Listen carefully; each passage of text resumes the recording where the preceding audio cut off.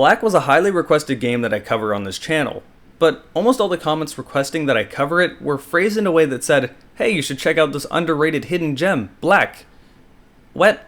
This was a highly marketed EA game. It's a greatest hits on PS2 and a platinum hits on Xbox. This is not a hidden gem. Everyone knows what Black is. I even have a playthrough of this game on my channel from years ago. I think people just played this game as a kid and then didn't hear much about it for the years after, and they're like, oh, I guess that means it's a hidden gem. But no, this game is not hidden. With that said though, I am going to check it out. How well does Black hold up? Well, that's what we're checking out in this analysis video at the original PS2 and Xbox game, Black.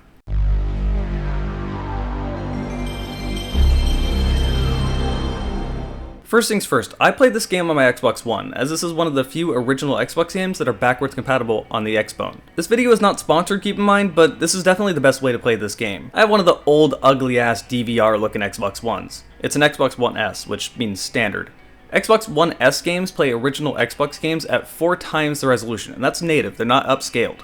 Xbox One X play games at 16 times the resolution. Now keep in mind this was diagonal, so effectively what this means is that if you're playing an original Xbox game that's backwards compatible on your Xbox One S, you're basically playing at 960p. If you're playing on your Xbox One X, you're basically playing at 1920p. 1920p is not 1920 by 1080p, it's bigger than that. But the main thing to take away here is that original Xbox games played on the Xbox One S play at 4 times the resolution, whereas Xbox One X plays them at 16 times the resolution. This results in a much clearer picture than the original Xbox. The next thing closest to this would be emulating it in PCSX2, but PCSX2 has some weird problems with the lighting in Black, so this really is the best way to play this game nowadays. Now, I don't have the means to record an original Xbox, so what you're seeing in the background is a comparison between the original Xbox and an Xbox One S playing a game called Fusion Frenzy. It's not exactly the same, obviously, and the aspect ratio is 4:3, but I mean, this should give you a good idea of just how much clearer it looks playing it through backwards compatibility. I still do wish Black was on PC because then I could aim with a mouse and the resolution would have been native to what I'm playing as anyway, but I really do commend Microsoft and what they're doing. They don't have to make these games backwards compatible, but they are anyway. Now this flows nicely into the graphics. Black is an interesting case because it came out in 2006. That's the same year as the Xbox 360. But this game only came out on PS2 and the original Xbox. This obviously hampers it because the original Xbox and PS2 were very outdated by this point, but this game looks really good for a PS2 game. In fact, I wouldn't blame you for arguing that Black is the best looking game on that console generation. Now I know a lot of the lighting is baked, but there's a lot of particle effects and a lot going on in this game for a PS2 to handle. At any given moment in a gunfight, there is going to be explosions, there's going to be chunks being taken out of walls, there's a lot happening. So yeah, it's a little bit weird of a time to release your game instead of taking it next gen, but still, it got attention for looking as good as it did on that platform and obviously is a well-loved game, so they're doing something right. What they didn't do right though was the story. But, I mean, let's be honest, I'm not even going to talk about this very long. No one cares about the story in Black, nor does it really make a whole lot of sense. The entirety of the story is told to you through live-action cutscenes in a dark, dim room during an interrogation. Effectively what's happening here is that the main character is describing what happened, and then the level plays through what happened. The main character is in trouble for not listening to orders or something, and then it ends on a cliffhanger. I honestly don't care. This story means absolutely nothing, is not told in any good way at all, and really, let's just move on to the gameplay, because that's what people actually care about.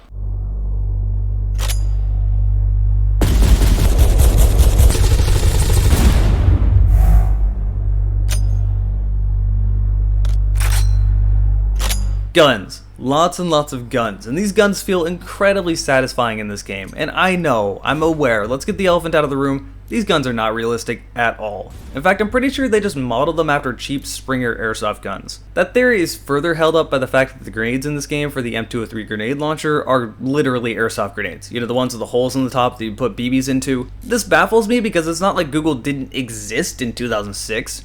Yeah, I'm sure it's nice to have something physically in your hand to model something off of, but you can at least fact check the guns on Google, it's not that hard. And just to be clear, I don't have a problem with airsoft. For those of you that have been watching me for a long time, you know that I actually started on YouTube with my airsoft account, and this video game account I've only recently surpassed my subscriber count on my airsoft account. So I did that for a long time, that's how I started this career. Airsoft guns are cool, real guns are cool, they have their own separate purpose, there's no problem with airsoft. All of that out of the way, I really am not going to be so harsh on this game for these guns being weird abomination type things. I mean, why is there a cocking handle here on the Uzi? Like, what the hell is this G36? These things are kind of ugly, but still, I'm not that harsh on this game. I mean, this was back in 2006. Guns weren't really that realistic in video games at this point. We started having some games that were really going into that, say Rainbow Six Vegas came out the same year, but what other games came before it that did realistic weapons? Even more so, what game took the route that Black did? Rainbow Six Vegas took more of the pseudo-tactical route, which is awesome, and I love Vegas, one of my favorite games of all time. But Black took the Hollywood route. Black was effectively Call of Duty 4 before Call of Duty 4 existed. And I would argue as a single player game, Black is far better than Call of Duty 4. Despite Black's heavy Hollywood inspiration, it still understood that it was a video game, which is something Call of Duty doesn't seem to do. Black still gives the player mostly complete freedom over whatever he wants to do. He can go at his own pace, use whatever guns he wants to do, take out the enemies in whatever way he wants to do, blow up whatever he wants. This is a player's game. My biggest complaint about the Call of Duty campaigns is that you don't have this freedom. I mean, for example, the sniper mission in Black, the worst that happens is you're stuck in one place and you have to defend with a sniper rifle. In Call of Duty 4, you're just following someone the whole mission. You never do things on your own, you just follow him and shoot whenever he tells you to shoot. I don't understand the love for this mission. I think people just like the premise of it, but as a video game level, it sucks. Yeah, I know, controversial opinion, people are gonna get crazy in the comments about this one, but what do you do in this level? Again, you just follow someone throughout the entire time. To me, it's boring as hell. I want to play a game. This to me isn't a game, this is an interactive cutscene, and that's always been my biggest problem with how Call of Duty does its campaigns. Black doesn't do this. You still, again, have complete freedom, even in the sniper mission. Black took its Hollywood inspiration to make better cinematography, and that was all it really did. The depth of field while you're reloading, the different angles when you're shooting at enemies, pulling the big guns up in your face and having these overdramatic animations, taking these big chunks out of walls, having literally everything explode, including just air conditioning units. This was all made to be like a Hollywood movie, but it was wound together in what we already knew worked with first-person shooters instead of trying to shove a game into a movie. They took little things from Hollywood movies and found a way to intertwine it into a first-person shooter to make it better. For example, the gun sound effects. In Hollywood movies, they'll regularly do things like break boards and put them into the sound effects of a gun shooting to make it sound punchier. Now, if you've ever fired a real gun, you might know that guns don't exactly sound like this, but you also probably know that microphones don't really pick up real gun sound effects that well. You also have probably noticed that when there's so much chaos happening on screen, you got these loud punchy guns and explosions happening here and everything is going on, it all blends together in this amazing, beautiful form of fun chaos.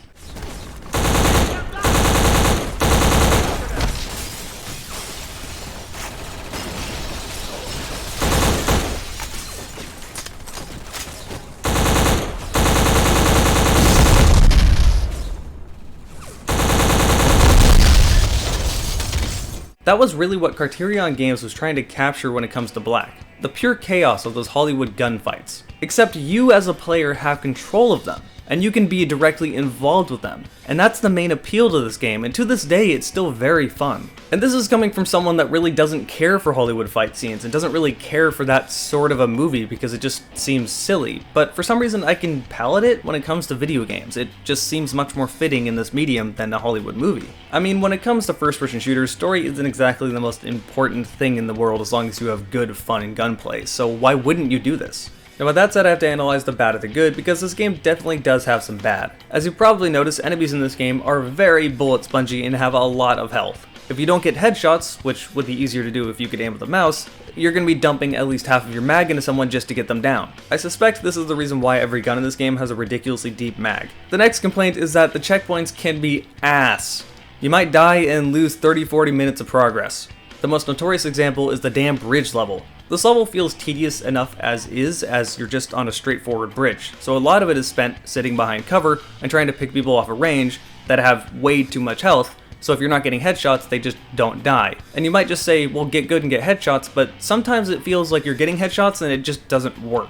So I found actually the best strategy is simply to run at them and hold the trigger down until they eventually do die. Unfortunately, at one point I did die towards the end of the level and got sent back a good 30-40 minutes, which is never really fun or enjoyable and is always angering no matter what game you're playing. Which leads me to my next point, this game is rather short, only around 4.5 hours long. And if I didn't die on that level, it would have only been around 4 hours long. Now these complaints are small stuff, honestly, they're stuff I can ignore and still really enjoy the game. Yeah, they're a little annoying, but they certainly don't ruin it by any means or even come close.